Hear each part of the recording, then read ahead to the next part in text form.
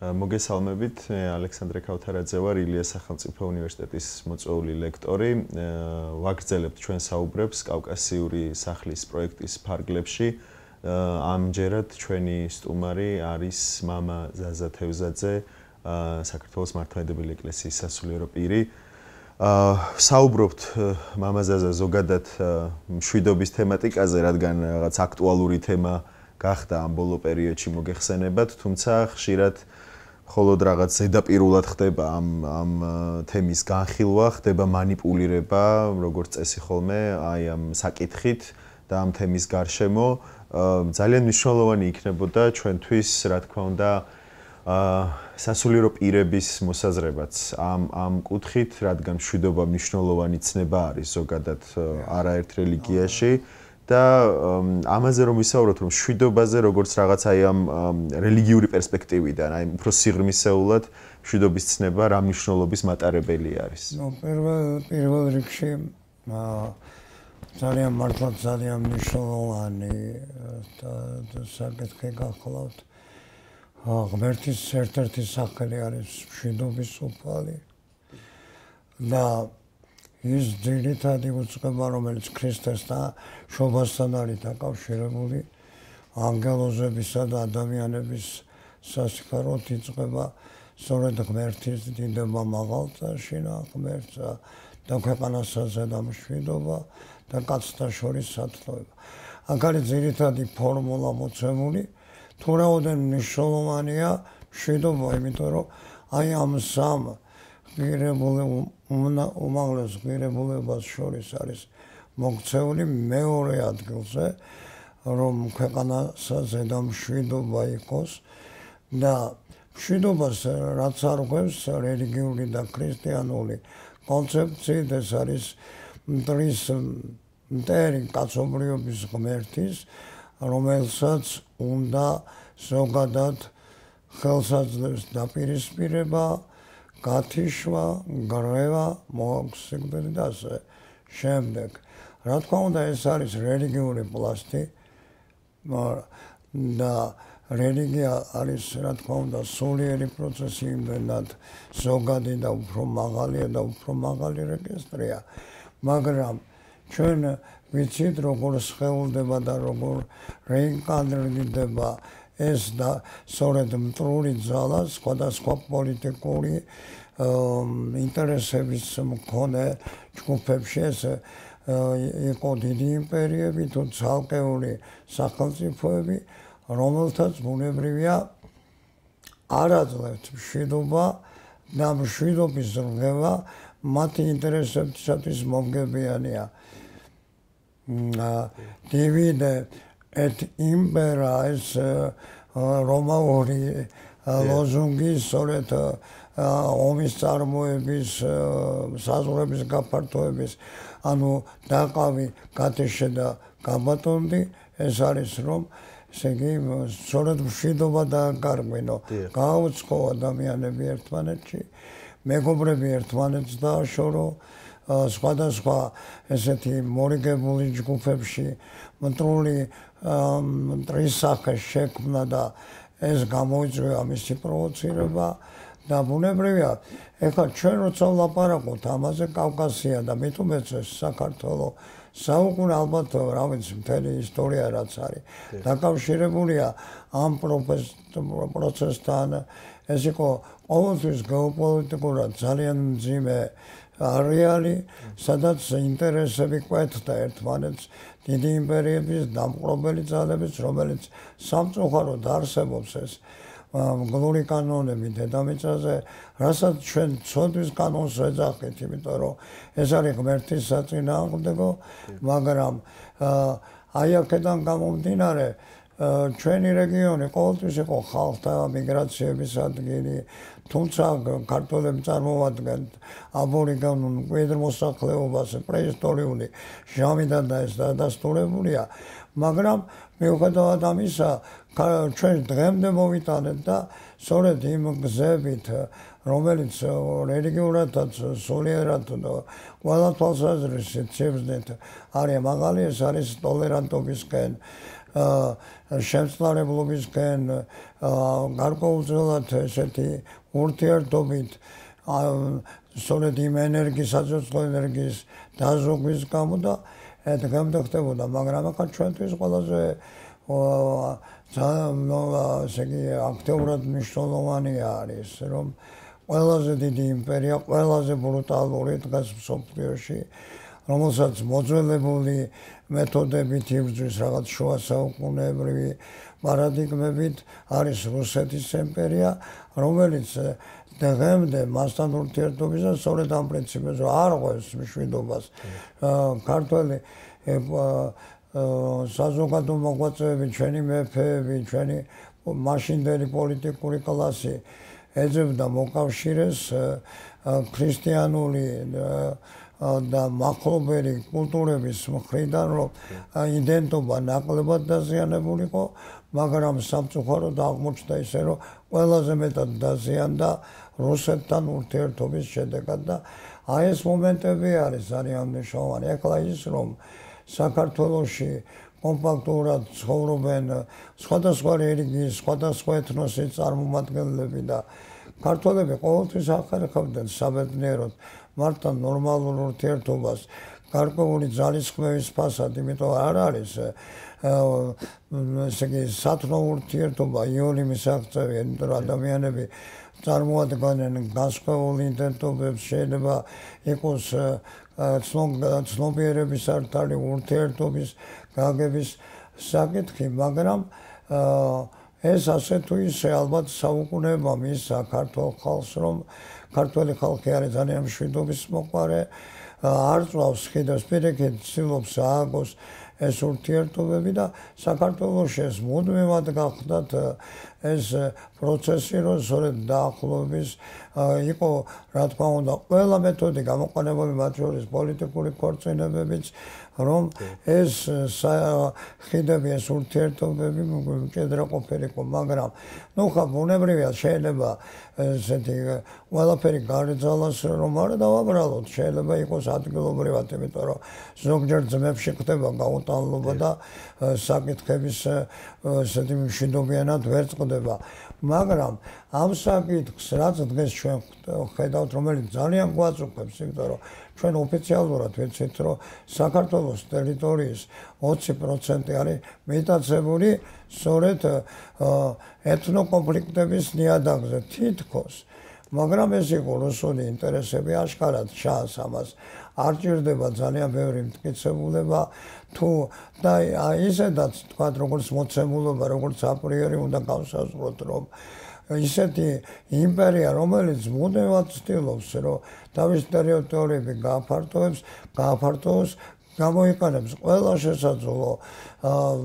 სირთულეს თუ სიტუაციას, რომ ამას მიაღწიოს და აი სწორედ მკვიდრ საქართველოს და კავკასიის მკვიდრი მოსახლეობა ერთმანეთს დააპირისპიროს და ეს გახლდათ სწორედ ამ ქართულ-აფხაზური და ქართული-ოსური კონფლიქტი თითქოს ეს იყო, თქვა ამ კონფლიქტის წარმოჩენა, ეს იყო თვითნაბადი კონფლიქტი და საქართველო იყო იმპერია, რა ტყნარის სიცრუე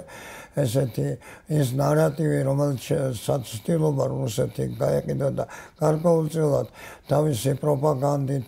თავისი რბილი ძალის საშუალებით, თავისი თქვათ ფულადი სახსრების საშუალებით ასე თუ ისე გარკვეულწილად აღწევდა, მაგრამ საერთოდ ზოგადად ჩვენ ლაპარაკობთ აი ქართულ არა ცალკეულ შემთხვევებზე და ინციდენტებზე, შეიძლება სადაც იყოს რაღაც მიზანთროპიული არატოლერანტული გამოხდომები, ეს არ არის, ეს არ მიეწერება ქართულ ხასიათს, ბუნებრივია. ეგ არის აი ზოგადად ჩვენს ისტორიაში როგორ არის ეს ჩაწერილი და როგორი აი ესე იგი ზოგადი შეფასება შეიძლება იმისა, რომ საქართველოში აი ამ ეთნოსებს ყველანაირი პირობები ჰქონდა შექმნილი და უნდა ითქვას, რომ სანააქებოდაც გარკვეულწილად იმ ხრივად, რომ ესე იგი საქართველოში აი ამ ორმა ეთნოსმა აფხაზურმა შეინარჩუნეს უფრო მეტად თავიანთი იდენტობა, თავიანთი ენა, თავიანთი კულტურული ელემენტები ვიდრე ჩრდილოეთ კავკასიაში რუსეთის ფედერაციაში შემავალმა პოლიტიკურმა ასეთი ერთეულებმა და სუბიექტებმა. აი ეს მომენტი არის, ამიტომ მე ამას ვლაპარაკობ, გასაგონად თუ კი მოისმენს ადამიანები, იმიტომ რომ საქართველოში არის ნამდვილად ესე იგი კეთილ მოსურნე განწყობილება და უნდა ისე იგი როგორც სწორად იქნას შეფასებული ნებისმიერი რიგითი საქართველოს მოქალაქის მიერ ეს იქნება იურიდიული თუ დე ფაქტო თუ რა პროცესებმა განაპირობა და ვინ დარჩა მოგებული. ახლა ჩვენ ვხედავთ რომ თუ რა მდგომარეობაში არის აი სწორედ ეგრეთ წოდებული სამხრეთ ოსეთის რესპუბლიკა თვითაღიარებული რაღაცა რომელსაც რუსული ორბიტის იქით არავინ ცნობს და იგივე აფხაზეთი სადაც ყვაობს კრიმინალი კორუფცია არავითარი პროგრესი იქ არ შეინიშნება. ეს არის რაღაც ესე იგი ეს დაკნინებული მდგომარეობა რაც რა თქმა უნდა ჩვენი მხრიდან ისეთი კეთილმოსურნე თვალსაზრისით ემუქრება ერთ ეთნოსს და მეორესაც ფაქტიურად ძალიან დიდი საფრთხე და ესე იგი არსებობის გაუქმებაც კი, იმიტომ რომ ეს პროცესი ჯერ მცირე პერიოდს მოითვლის, მაგრამ საკმაოდ დაზრიალ და გატესვა მოხდა, არ ვითარდება, არ არის განათლება, არ არის ეკონომიკა, ყვავის კორუფცია და ესე ყველაფერი უნდა იქნას კარგად გააზრებული, რამ გამოიწვია, საიდან მომდინარეობს და დაუბრუნდეთ ისევე იმავე თემას, რომ აუცილებლად ყველაფრის სათავე გახლავთ მშვიდობა და სიყვარული. აი ღმერთი გახლავთ სწორედ აი ამ ყველაფერი უზენაესის წყარო და ჩვენ უნდა აღვადგინოთ ეს ხიდები ყოველ შემთხვევისათვის ჩვენს ლოცვაში, ჩვენს ოცნებებში, ჩვენს ფიქრებში უნდა იყოს ერთიანი მთლიანი საქართველო, რომელიც არის სწორედ ესე იგი დაფუძნებული დღევანდელი ქართველობა და ადრეც გახლდათ ის რომ ეთნოსზე მაღლა იდგა იმ თვალსაზრისით რომ იყო არა ეთნიკურ ნიადაგზე აშენებული, არამედ რელიგიურ ნიადაგზე და იქ აღნიშნავდნენ ჩვენი წინაპრები, ჩვენი ისტორია, რომ საქართველო არის ის არა გენეტიკურად, არამედ სადაც ხდება ღმერთის დიდება აი ამ ენაზე და წირვაღესრულება და ლოცვა შეიძლება. მაგრამ დღევანდელ დღეს ეს რელიგიური ნარატივი არ არის დომინანტი, მართალია, მაგრამ ისტორიული ფესვები გააჩნია და ესეც მუშაობს ჩვენს გამოცდილებაში. და მეორე არის სწორედ სამოქალაქო ნაციონალიზმი, რომელშიც სამოქალაქო თვალსაზრისით, არაეთნიკური თვალსაზრისით, სამოქალაქო თვალსაზრისით ქართველის საქართველოს მოქალაქეობა უნდა იყოს მნიშვნელოვანი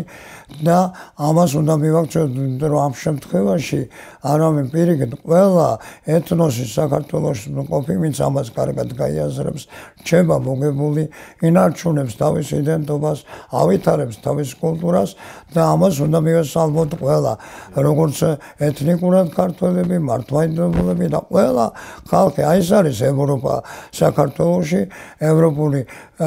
ღირებულებები, რომელთაგანაც ჩვენ ვისწრაფით, იმიტომ რომ ეს არის ჩვენი ღირებულებები სამავედროულად და წინააღმდეგობად გვევლინება ისეთი აგრესიული იმპერიალიზმი, როგორც არის რუსეთი და რომელსაც ეს ხელს არ აძლევს და ჩვენ უბრალოდ არანაირი ძალით, პირველ რიგში რბილი ძალით, ტყუილებით, რაღაცა ესეთი კალბი ნარატივებით და ამ პროპაგანდით, ამ პროპაგანდას არ არის ძალიან ესეთი, ძალიან ასე თქვათ ბანალური პროპაგანდა ხო ამას ეს ჩვენი ცნობიერებაში უნდა გაპატიოლდეს და მსგავს ანგესებს ქართველი ხალხი და პროვოკაციებს ქართველი ხალხი და ნუ საქართველოს მკვიდრი მოსახლეობა ყველანაირად ეთნიკურად თუ რელიგიურად ეს უნდა იქნას ძალიან კარგად ღრმად გააზრებული შედარებული აღქმული და ასე შემდეგ და სწორედ ეს ხიდები თუ ჩამწვარია თუ ჩანგრეულია ნახევრად შევეცადოთ აგვადგინოთ და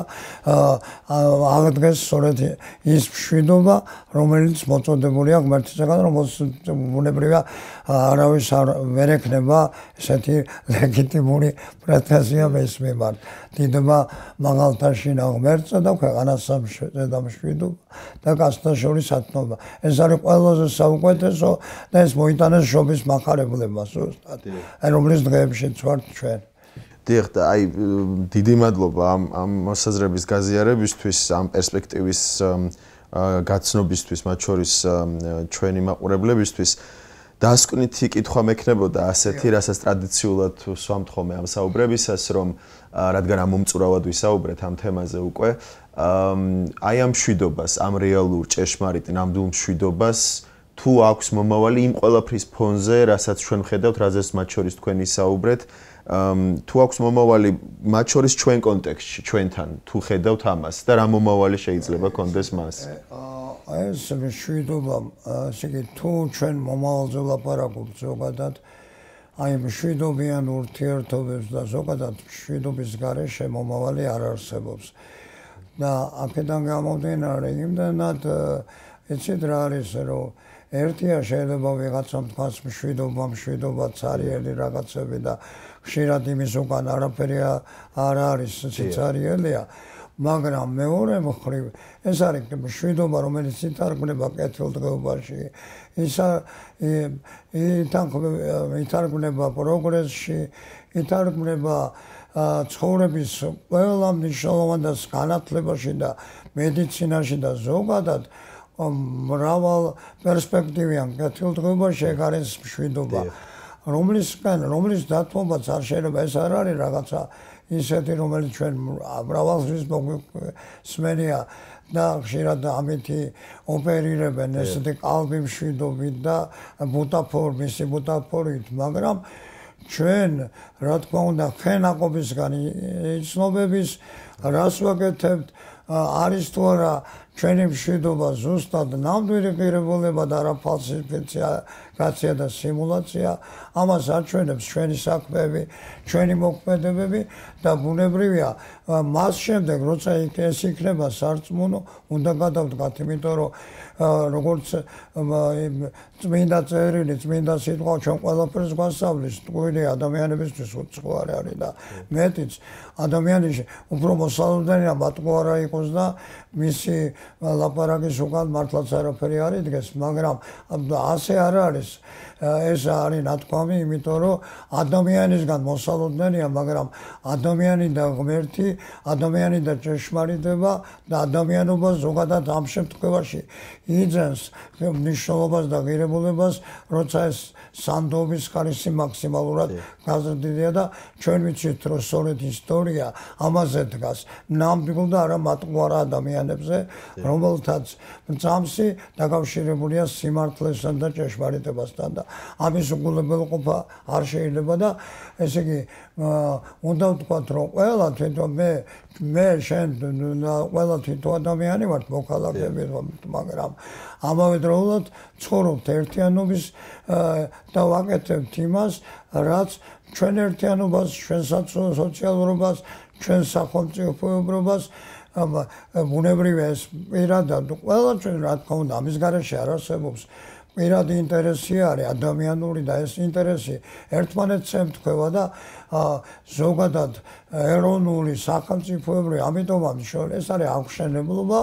და ამისთვის ყველაფერი უნდა გავაკეთოთ ჩვენი ნიჭი ჩვენი უნარის შესაძლებლობიდან გამომდინარე და მე მინდა ვთქვა რომ სწორედ დღევანდელ მომავალში დღევანდელ ახალგაზრდობაში ზუსტად რო არის არ ემუქრება არანაირი საფრთხე, არანაირი უმცირესობაც, მათ შორის არც ეთნიკურის, არც რელიგიურის, იმიტომ რომ იზრდება და მოდის ახალი თანამედროვე ახალგაზრდობა თავისუფლებაში და ნამდვილ ღირებულებაში დაბადებული და აღზრდილი ადამიანები, რომელთაც ეს ყველაფერი გულზე აწერიათ შინაგან სამყაროში აქვთ, რომ ისინი დგანან ამაზე მაღლა და კიდე მომავალი თუ დაობები უფრო ღირსეული, უფრო ამაღლებული გაიზრდება, იმიტომ რომ ეს ცივილიზაცია ზოგადად ქრისტიანული ცივილიზაცია, დასავლეთი ეს არის მთლიანობაში შეიძლება დავარქვათ ქრისტიანული ცივილიზაცია. აქ რაღაცა სეკულარული იდეებია, რაღაცებია, ესეც ქრისტიანობაა, იმიტომ რომ ქრისტიანობა უშვებს, გეუბნება შენ შეგიძლია მიწამო, შეგიძლია არ მიწამო, შეგიძლია სხვა დროს მოხდეს აღიარება, ამიტომ ყველაზე ტოლერანტული თავისი არსი ეგალი და აი ამ ცივილიზაციასთან მჭიდრო კავშირს ვეცრაბე და ის არსობრივად იცით რომ სწორედ ამაში არის საქმე, რომ ხშირად ცივილიზაციის მტრები გულისხმობ რუსულ ნარატივებს ოპერირებენ იმითი, რომ თითქოს დასავლეთი არის ქრისტიანობის საწინააღმდეგო და იქ სხვა ღირებულებებია და ცრუ ქრისტიანობა და მოდიან როგორც ესეთი ხსნელები, რომ მსოფლიო იქცნან მსგავსი არაქრისტიანული და დაცემული მდგომარეობისგან. და ამას სამწუხაროდ რა ვიცი, ზოგიერთი იჭერებს, ზოგიერთი თავისი მდგომარეობის გამო აჩვენებს ისე რომ ჯერა და ესეთი კალბო რაღაცა მდგომარეობაში არის თავისი ამ ქვეყნიური წარმავალი კეთილდღეობის მისაღწევად,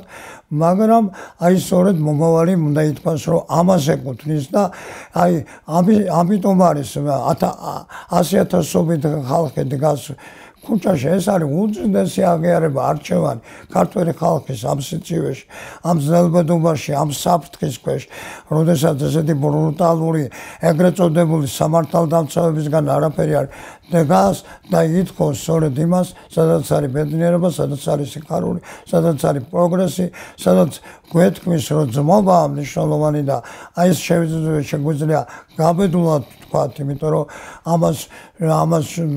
ამაზე გვიმაგრებს ხარ ჩვენი ისტორია, ჩვენი დღევანდელობა და მე მინდა ვთქვა, რომ ამისი დანახვა არავის არ გაუჭირდება და ღმერთმა ქნას, რომ საქართველოში თელს აი ამ აღმოსავლურ კიდეგანზე, იმიტომ რომ ჩვენით როგორც ადრე ამბობდნენ მსოფლიო ცივილიზაცია მთავრდება და ეს არის ყველაზე აღმოსავლური ფორპოსტი ჩვენი ცივილიზაციის, საქართველოს დადგეს ისევე ბურჯად და მყარად და ეს ყველაფერი აღსრულდეს ძალიან მალე და აღსრულდება კიდეც ჩვენი მეგობრების ძალისხმევით და ყველანაირი დახმარებით და გვერდი დგომით. და მე ამას რა თქმა უნდა ლოცულობ ამისთვის, ლოცულობს ყველა კეთილსინდისიერი ადამიანი, ქრისტიანი თუ არა ქრისტიანი, რომ იყოს მშვიდობა, რადგანაც ეს არის უნივერსალური და არ არის ერთი რომელიმე რელიგიის კუთვნილება. დიდი მადლობა დროის დათმობისთვის და ამ საინტერესო, საჭირო და მნიშვნელოვანი პერსპექტივების გაზიარებისთვის ისეთ ცნებაზე, ისეთ მნიშვნელოვან ცნებაზე, როგორც მშვიდობა, როგორც დასაწყისში აღნიშნეთ, ხშირად ხდება ხოლმე რაღაც მანიპულირება ამ საკითხით, თუმცა არ ხდება რაღაც აი ესეთი სიღრმისეული შეფასება ამ ცნებისა. მადლობა კიდევ ერთხელ ამ საინტერესო საუბრისთვის. მადლობა ალექსანდრე, ძალიან გაიხარეთ, რომ მომეცეთ საშუალება, რომ ჩემი აზრი გამომეთქვა მნიშვნელოვან თემაზე. დიდი მადლობა. წარმატებები. მადლობა.